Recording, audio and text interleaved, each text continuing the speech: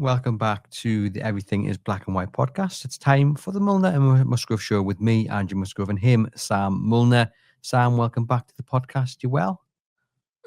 Yeah, I'm good. Just coming off the back of a really fun few days commentating and presenting on the Moda Super Series. I was co-commentating with former World Youth champion Keegan Brown, who of course is a big Newcastle fan, obviously named after Kevin Keegan as well. So yeah, we had a great time. Almost commentated on a 9-darter as well, which would have been for one of my very good friends, Dave Pallett, who ended up winning the week. But yeah, away from away from Newcastle, it's all been tickety boo. But yeah, Sunday was obviously really frustrating.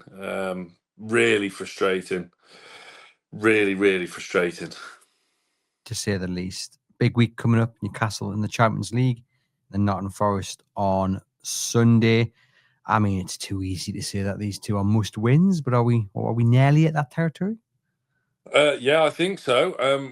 We said when we did our Champions League preview, didn't we, that Saint Gilloise were your big chance to get your away win that you need to really progress, especially when you're coming off the back of a home defeat to Barcelona, which was probability suggested that was always going to be the case.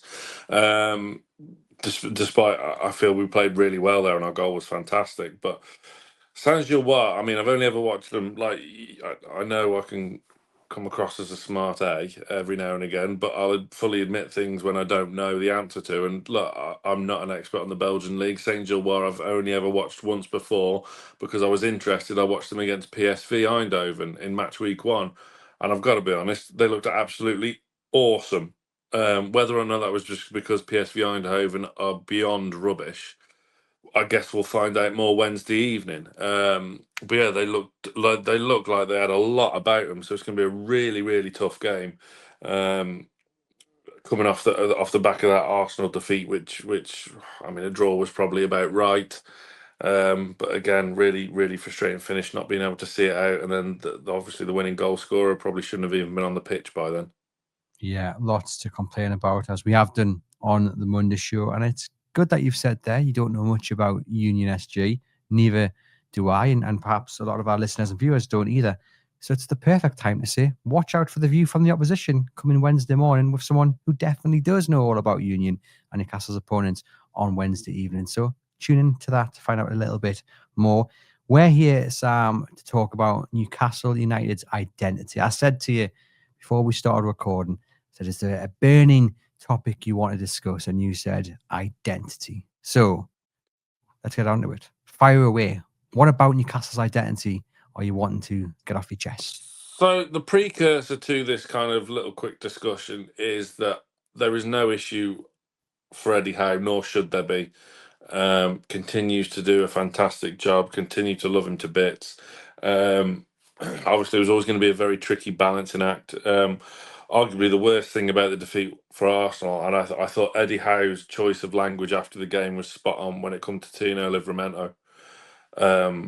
Really disturbing to see, distressing to see. I think was Howe's word, distressing, because there's a kid who's come from recovering from an ACL earlier in his career, and like we said last week, is probably the best fullback in the league so far this season, by quite a way. And to see him be a semi-regular in the England setup now and World Cup year, etc., and so on and so forth. Oh, it's just absolutely so upsetting to see him in tears and going off on a stretcher. But more to the point about the identity, though, is we've kind of in danger of losing, because we haven't lost it. It's in danger of losing what we're all about in terms of that free-flowing, high-octane, killer instinct, scoring lots. We haven't had that this season, and yes, it's very difficult because of the summer we had. But we have to be honest with ourselves. That's not just the fault of the guy at Liverpool. That's the fault of the club in a way as well, because we knew that it was highly likely that Callum Wilson was going to leave anyway, and yet we've left it to the last couple of days of the window to bring two strikers in. we needed a bloody extension to bring in as well, and now he's injured, which I'm not one for conspiracy theories, but reading everything you hear about Wissa and looking for FIFA to kind of subsidise his wages. I mean, you don't do that if he's going to be back for the first game past the international break. I don't know. This is just my opinion, but I just have a deepest, darkest feeling that there might be something more that meets the eye with Wissa's injury. I hope that's not the case, because if anything we've learned over the past couple of weeks is we really need him. Obviously, constant switching to a back five and a back four, and yes, we need a plan B. I've always said that, and it works sometimes, and it's not always been wholly effective, has it? And to be honest, the Arsenal game and the failure to see it out reminded me of 2 years ago when we did the same against Liverpool. And that was the frustrating thing about it. Yes, there was VAR incidents. Yes, Gabriel should have been sent off. I mean, you compare that to like Fabian Schär's red against Southampton at the start of last season, and you just wonder how Gabriel stayed on the pitch. The handball was annoying, but by the letter of the law, I can reluctantly understand why that wasn't given, because it does hit another part of his body first. That's an issue. That's a flaw with the rule itself, not the actual officials. Because I mean, common sense would suggest it should have been a penalty when you already start your slide with your arm flying up in the air. A natural position. I couldn't do this podcast in a natural position like this. For those listening, I'm raising my arm. But yeah, there's just sort of a kind of struggle early doors, I think, to really kind of get the shackles off. The positives are that Voltemada I really like, and you know, I text you with glee when that deal was going to go through, because I thought it was the best signing we could have made in the situation we're in. I think he's brilliant. He's not despite his frame, not an archetype target man, but he scored 2 headers, which is phenomenal to see. But there's just seems to be something missing at the moment, just something not quite there, and that's kind of not Eddie Howe's Newcastle, if you get my meaning. Just on Johan Wissa, it was reported earlier in the week by Craig Hope at the Daily Mail that Newcastle United are looking for compensation from FIFA. There is a kind of an insurance project called the Club Protection Program, which is an insurance scheme that covers clubs whose players are injured playing for their country and are then unavailable for more than 28 consecutive days. So Newcastle United, if they manage to get this compensation, will have Wissa's wages covered from October the 7th until the day he makes his debut for Newcastle United.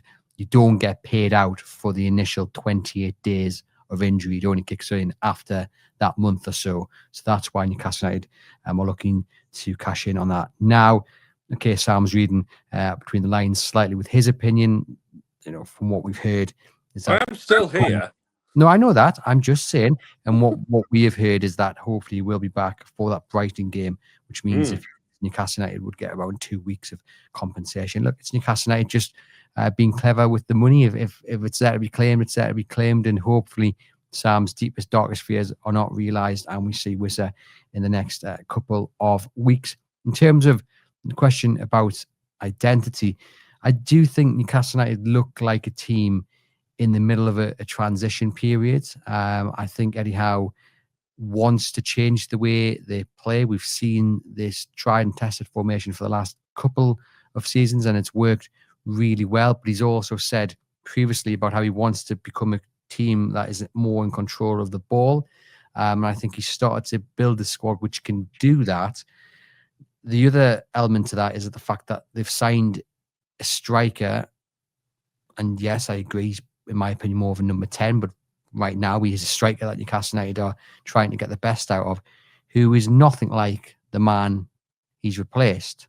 And that's the other issue, which I think is making this a little bit more difficult, this kind of transition period to maybe create a new identity in the way they play, because effectively they are having to change the way they attack, because he's not Alexander Isak, he's not Callum Wilson, he's a totally different player to each of them. Likes to drop deep, likes to have the ball at his feet. And I do think if Wissa had been fit, there's a good chance we may have seen Wisser up top and Voldemort play off him. Hence the reason why I've called for that to happen on Sunday with Asula up top and Voldemort playing in that number 10. Don't think it'll happen, but I would like to see that happen. But I do think Voldemort's style is probably another reason why there are questions over the identity of Newcastle United. I guess, Sam, the question I would put to you is, what is Newcastle's identity that you've come to love and adore, and Eddie Howe? What is it that you would say is Newcastle's identity? Well, like I say, high tempo, high press, high octane. I mean, look, the midfield's the same, and barring Barcelona, which were just on a different stratosphere, as we mentioned last week. My word, Pedri is, and Frankie De Jong as well. Yeah, I mean, other than that, the midfield's the same. You know what you're going to get. Wing back, the fullbacks, brilliant. Obviously, will we lose a bit of that now? Because obviously, it's great in one sense. Lewis Hall gets his chance to really cement down his spot once again, and you fully expect him to do well. Trippier, I heard a few grumblings about. No, he's brilliant still. At the age of 35, he keeps on churning it out. Obviously, things are going to slow a little bit with him, but again, that's an age thing. The problem therein lies is balancing this squad with all these campaigns, and then can Emil Kraft do the same job as a Trippier or a Livramento? No. Can Dan Burn do the job as a Lewis Hall or a Livramento? No. For the first time, we saw Burn employed at left back against Arsenal, did all right.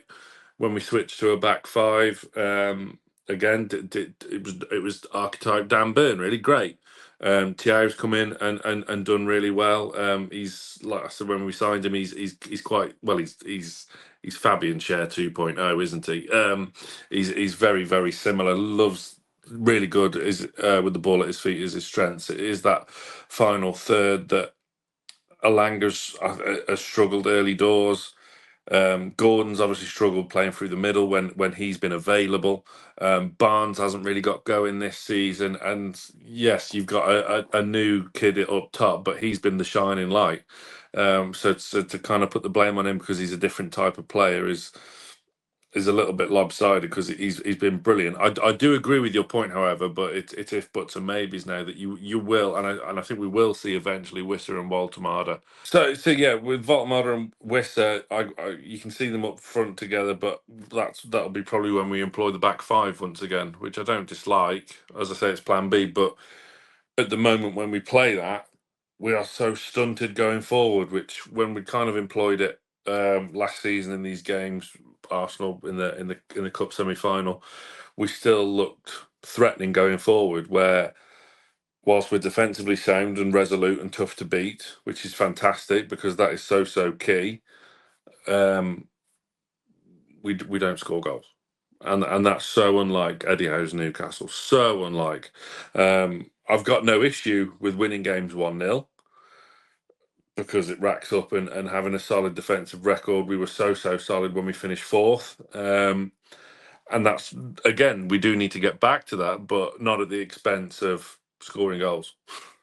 I mean, is it a case so that, as I've mentioned there, we've seen Eddie Howe use the same formation, same tactics, same approach for kind of the last 2 and a bit seasons, if not longer? Every identity, every formation does have its day. Is it just not a case that actually what we've come to know in Eddie Howe is coming to the end of its life cycle, and he as a manager has to find a new identity, a new way to play? Newcastle United are progressing as a side. They've brought new players into the club as well, not just Voldemort. And when you mentioned blame, I'm not necessarily blaming them, but I'm saying that's a reason. No one's to blame. It's just a reason. And actually, with the new players coming in, which will continue over the next few windows, this is the beginning of the end potentially to this identity that we have grown to love under Eddie Howe, but it's just the football circle of life. So is that more specifically the 4-3-3 you're on about? Yeah. And then even to a degree that the high intensity that we've come to really enjoy in that, Gordon chasing players down, Isaac didn't really do that though. Voldemort is not really the kind of player to do that either. And I'm just thinking, it's not necessarily an issue that is kind of coming to an end, and that we haven't maybe seen it as much at the beginning weeks of this season. Have we not seen it simply because it is the beginning of the end, and we are moving to a new stage of Newcastle United under Eddie Howe, and that's just football? Maybe, and you said it's something I've said in the past, that coaches like Guardiola, Klopp, they do keep it fresh every couple of seasons. City don't play the way they do now, like they did a few years ago. They have mixed it up, similar to Liverpool as well. I get that, but maybe, I don't know. Is there an undertone there that you think maybe we've been found out in our attacking third? I think if the press doesn't work, then Newcastle United are a little bit easy to be bypassed and become a little bit vulnerable. But it's more about taking the chances, isn't it? We saw against Barcelona, you had chances and they didn't take them, and then they punished them. We've seen it throughout the season that actually you've got to be clinical. You've got to be clinical in the Premier League and in Europe, and Newcastle haven't been. And that's not a new thing. They have gone through stages where you've created chance after chance and not taken them, and then they have conceded up the other end. Have they been found out? Well, I mean, look, that question was asked last season as well of Eddie Howe, wasn't it? I think potentially they have been, but it's not necessarily a bad thing on Eddie Howe or the players. I think, if you do your homework and research, every team will get found out. You can look at Liverpool and you can pinpoint their weaknesses straight away this season, and they're arguably going to win the Premier League again. Same with Man City last season. It's just how you do your homework, and then as that team who has been found out, how best you go about making sure that your plan is executed correctly. And I think right now Newcastle United, they can't deploy that high press because I don't think they've got the forward man to do so. And I think that's where the adaptation has to come into play, and that's what we are starting to see. And I think as the season goes on, we'll see a totally different Newcastle United where the high press maybe isn't as prominent anymore, simply because of the personnel. I think to add to that point as well, obviously Voltemada's fit, but he ain't Eddie Howe fit. No. He hasn't built up that fitness levels, because obviously it's such a demand to be part of that team, and the space, the areas you've got to cover, and again leading that press, that he doesn't have those levels yet to do it for 75 minutes yet. I mean, he's always been hooked around 60, 65, 70 at the moment when he starts a game. That'll obviously come as well. It's a tricky balancing act when because being the only striker fit, Suda aside, you want him in the Premier League, you want him in the Champions League. Obviously, we didn't start him against Barcelona, probably to our detriment in that first half. And yeah, things haven't really quite clicked out wide yet, have they? I thought Alanga was very good against Barca. Away from that, I think he struggled. Barnes has been slow to get going as well, and Gordon obviously getting sent off don't help. Playing down the middle don't help. How did he do against Arsenal? He was all right. Nothing really that positive, I suppose. And then the impetus is on the midfield to kind of back you up, and there's only so much they can do, because our midfield will be targeted because of the quality those players possess. So yeah, it's a really tricky balancing act for Eddie Howe, and obviously to keep everyone happy, because a back five does that when you've got the likes of Botman and Byrne going for one position in a World Cup year. I mean, that was something that was never been on Dan Byrne's agenda up until very recently, and of course we all want him to make that England squad. And to be fair, we all want to see Sven Botman back in the Newcastle side and be, because he's the best defender of the club. He's probably the best defender we've had in the Premier League era. So it's such a tricky balancing act. So therein lies the benefit of having that back five as well. People want to see Thiago, but so far so good. A couple of moments where you think, okay, but on the whole, he's been good as well. And shared, he's on the plane to Belgium as well, so that's really good following his concussion protocol. But yeah, it's so tough, but it means that again we're just searching for that clear identity, that not necessarily plan, because we obviously have the plan. It's not as, I'm not saying we're as clueless and as blind as the Steve Bruce days where there was no plan A, let alone a plan B. We have that. We're very lucky to have that. We're very lucky to have Eddie Howe, because he is a phenomenal manager. He's the best manager we've had since Joe Harvey, let's say, because he did something that even Kevin Keegan and Sir Bobby Robson couldn't do, and they're the two biggest heroes of our modern times, away from Alan Shearer. So, yeah, if anyone can solve it, it's Eddie Howe, but it has to be done quickly because the games are just so rat-a-tat-tat now. As we see, we're already in match week 2 of the Champions League. This game is the best opportunity to get an away win for us to help us qualify for the knockout stages, which is where we want to be. We saw Villa do it, and we're a better side than them. We need to get going. We're in danger of being left behind in the Premier League. Yes, we've had a tough start, and we've picked up some good results, some very good points away from home that could very easily have been wins. Yes, we've been very hard done by here and there, and we've had to lick our wounds because we've conceded last minute winners or whatever. But you don't end up with 70 points plus 1 point for being hard done by here and there, 2 points for conceding late. That's not how the league works, unfortunately. Otherwise, we'll be near the top.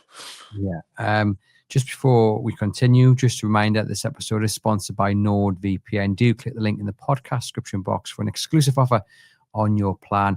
Prices start from just £2.30p per month. One subscription, 10 devices. It's perfect to keep you safe while browsing on public Wi-Fi. You're supporting the podcast as well at the same time as keeping yourself safe. So do click the link in the podcast description box.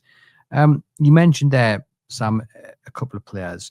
Fabian Schär being one. Joe Linton is the other name I'm going to throw into the hat.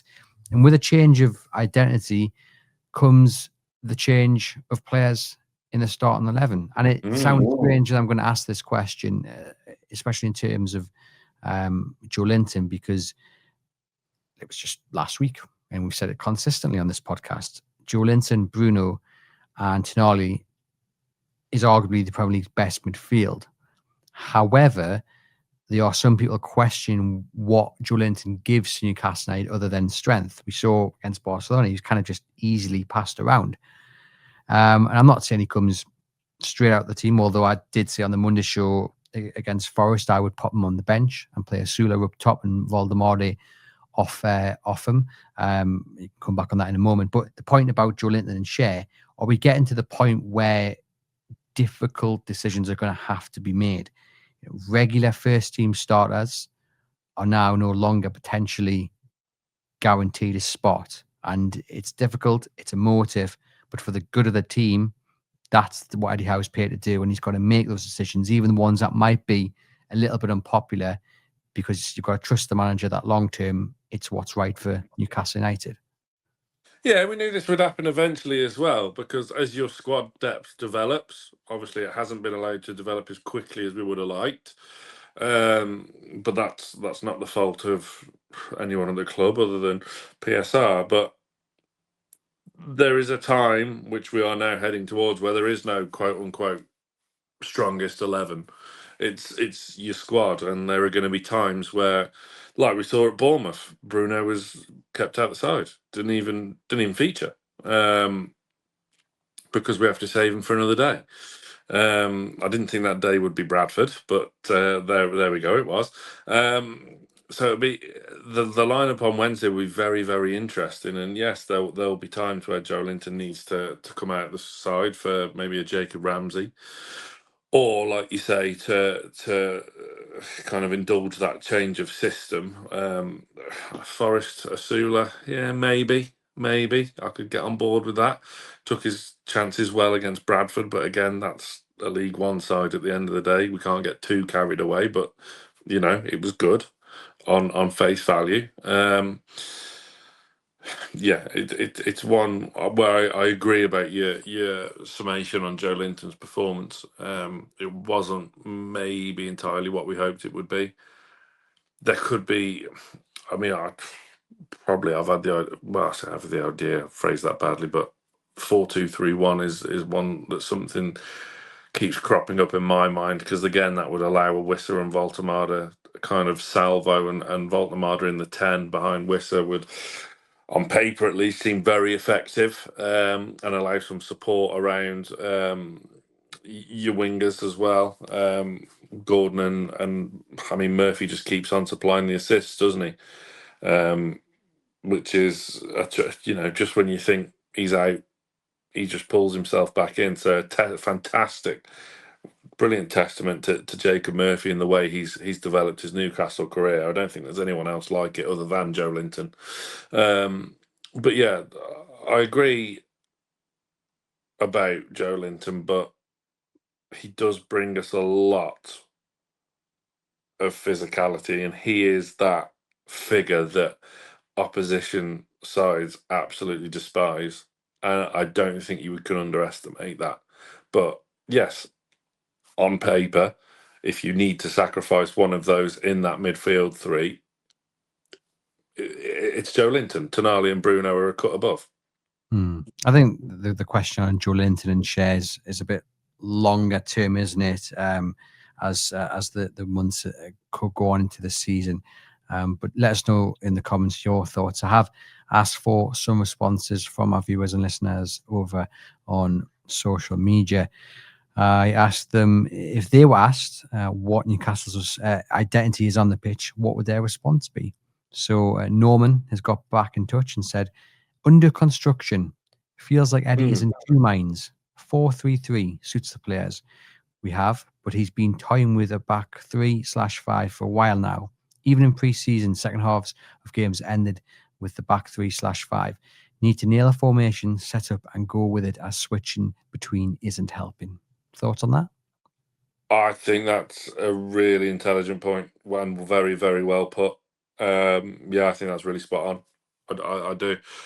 You can see he almost is caught in two minds, and that's probably significantly detrimental at the moment.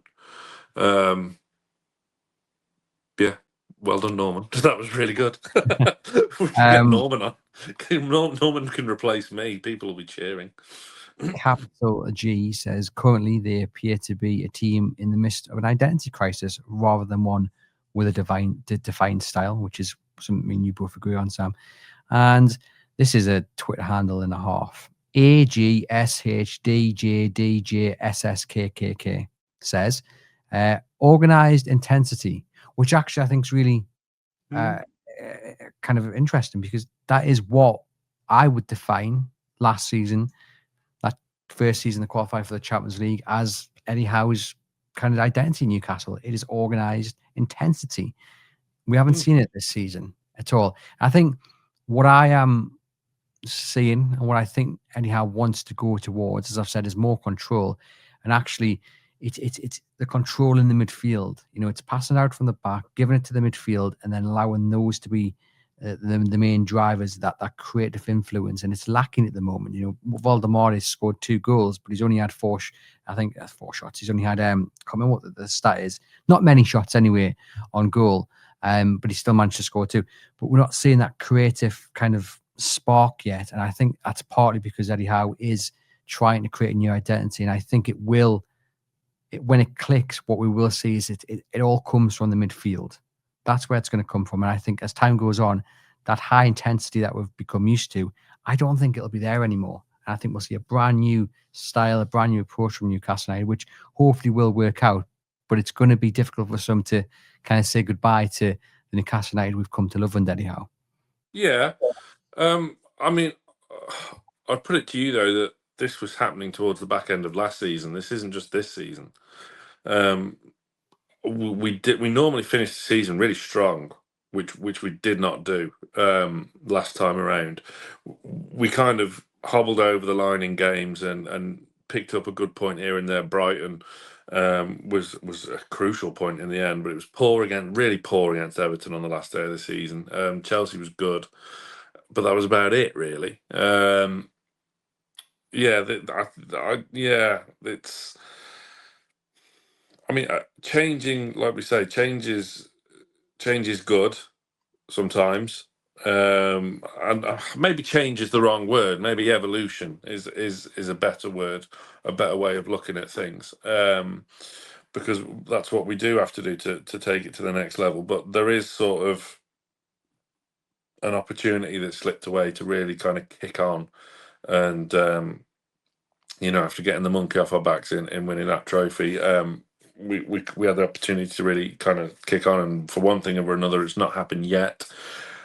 It's by no means panic stations yet. Things are still, relatively positive. There's frustration, sure, because results have not been what we wanted when, we haven't got what we've deserved in a lot of games already. But yeah, I don't know, it's when it does click, like you say, it'll be, life will be great again. But whilst it's just kind of greasing the wheels somewhat, you're just kind of left wanting a little bit, especially when you're watching the matches, because you think, well, this should be better than what it is. It is frustration, isn't it? But it's very hard to implement that new identity. It's going to take time, and unfortunately, that runs alongside a competitive campaign. Like if there was some sort of door you could walk through where the season pauses for 3 months while you work on that identity, then fantastic. But that's just not the way it is, isn't it? And even if you had all the players early in pre-season and you could play all those games, there's 5 or 6 games, it's still not the same as playing competitive football week in, week out. And that's when you really get to see that new identity, that you really get to tailor it. And look, you said it. If one man's going to change the way they play and is going to do it, and we're going to benefit from it, it is Eddie Howe. This episode is not about saying Eddie Howe's time is done by any stretch of the imagination. Me and you back him to the hill. We're backing him to get it right. We're backing him to implement this change, if indeed it is an identity change. This is just our opinion. Who's to say that one is coming down the road? We think it might be. We think we've seen little bits of an identity change. But who's to say it's just not a typical Eddie Howe season where it's a little bit of a slow start and then bang, it'll be high intensity, high press, and Champions League again next season. But certainly, whatever happens, Eddie Howe is definitely the man for Newcastle United. And look, they've not played badly. They've just not picked up the points. There's been individual errors which have led to goals being conceded. Sunday being a great example of that. But plenty of positives to build on. I get people listening and watching will say you're 6 games in, massive week ahead. You can't keep clinging to those positives. But it is important to say, as you said, it's not panic stations. Let's just remain calm, collective, and just, it's going to be okay. Right? To sort of appease those people that will think that, though, I will get frustrations where is the again, quote unquote, game management, aka S-housery, especially when we drew level. Why did Pope not go down injured with a miraculous recovery again? And these sort of things. There was no sort of composure. It was panic, which is something we've not seen for a long time under Eddie Howe in particular. That was concerning. I'll give him that. That was concerning, because that was really naive the way we finished that game on Sunday. But you wonder whether that kind of all rolls into this potential identity change in approach, where it is a little bit, I don't know if unclear is the right word, but it's not as streamlined as we've come to expect under Eddie Howe. Maybe that is getting onto the pitch slightly, but I agree. It was a little bit daft of Nick Pope, to say the least. He should have gone down, held on to it, even got himself a yellow card and salvaged the point. But we've said this countless times, really. It's probably, there's not many criticisms of Eddie Howe at all, and he's not immune to criticism. You know, if he does something wrong, we will talk about it. Fans will rightly bring it up, and he's not a man who runs away from criticism either. But I think one of the things that has popped up maybe a little bit more than it should have done is that kind of game management in certain games. Liverpool earlier this season, AC Milan a couple of seasons before. That's got nothing to do with identity. That's got to do with controlling the emotion, controlling the situation. You know, yes, the fans want you to go for 3 points, but actually, should we salvage a point? Should we keep that point and build on that? You know, and that's kind of, it goes into what I said earlier about Joe Linton and Cher, difficult decisions. That's what a manager's paid to do. So yeah, just a little bit there about that kind of game management. But who knows? Who knows what's going to come? Hopefully 3 points, Sam, against Union and 3 points against Forest. Go on then, give me your predictions for both these games. Well, obviously, if it's a win on Wednesday, everyone's happy again, and we roll straight on into Forest, and that is a game that you go into feeling that we should win, similar to Wolves. Wolves was a bit more kind of clenched than what was expected, especially in the first few minutes. Forest adjusting to life under Ange and the way he likes to go about things, and we have to step on the jugular and get 3 points because it's a necessity. The Union game is a game where it would look a threat. I mean, I cast my mind back into the days of like when we were in the UEFA Cup, coming off the back of those Champions League campaign, and we had some really good years in the UEFA Cup, and we'd play teams that were beforehand you'd think, oof, that's tough, but we'd go out there and we'd apply to the task well, and we'd win by a couple, and we'd look good in doing so. Like you think of PSV Eindhoven's and Olympiakos's back in the day, we made that look relatively simple in the end. And this is a kind of, that's a throwback to what we sort of need to do on Wednesday. And I think we can. Obviously, we'll find a bit more out about Saint-Gilloise themselves after Wednesday, whether that performance at Eindhoven was because PSV are terrible or because Union are really, really good. Hopefully they're not, because again, this an away win in Belgium would go a hell of a long way to qualify, because then we go into 2 home matches back to back in the Champions League campaign. So yeah, I'm going for 2 wins out of 2. Whether that optimism is misplaced, and I think my hope is